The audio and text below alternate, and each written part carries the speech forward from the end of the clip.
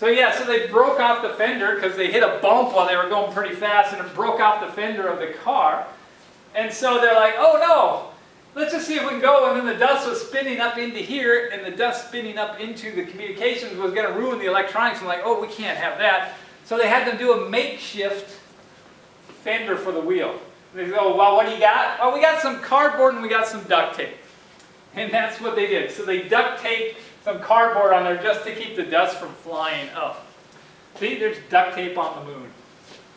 Probably still there. Actually, the duct tape probably deteriorated because the ultraviolet radiation is not good on that. This is a laser reflector. As you see here, it's like a reflector you have on your bicycle. A whole bunch of them, you know, or from the, if you shine a light at the back of a bicycle, doesn't matter what angle it comes, it reflects back to you.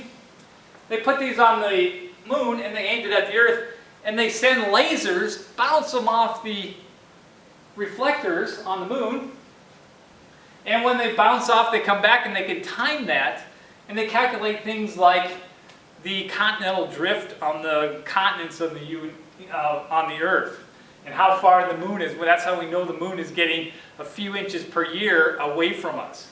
It's moving further away. This is a bag they use. They would collect the rocks and they put them in bags, but it was hard for them to bend over in their spacesuits. So when they dropped the bag, it was easier to just leave it and pick up another one. So not only that, but they were littering the moon as well.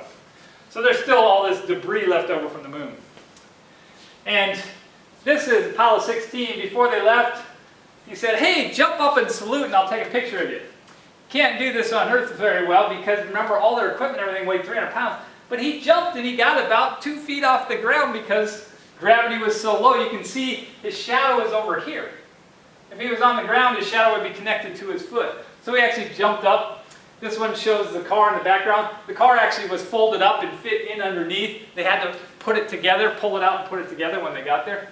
They left the flags on the moon, which again are still there. Probably not in good shape, but they're still there.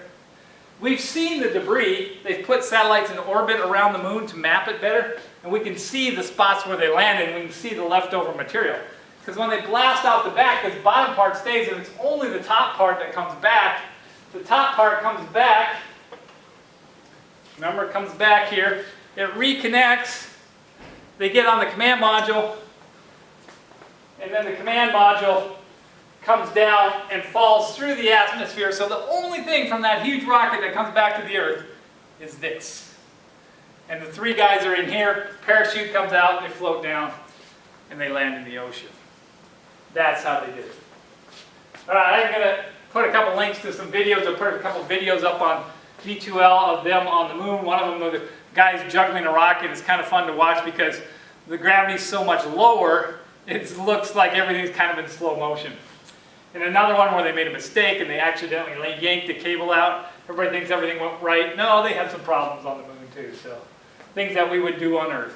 All right, that's how they got to the moon.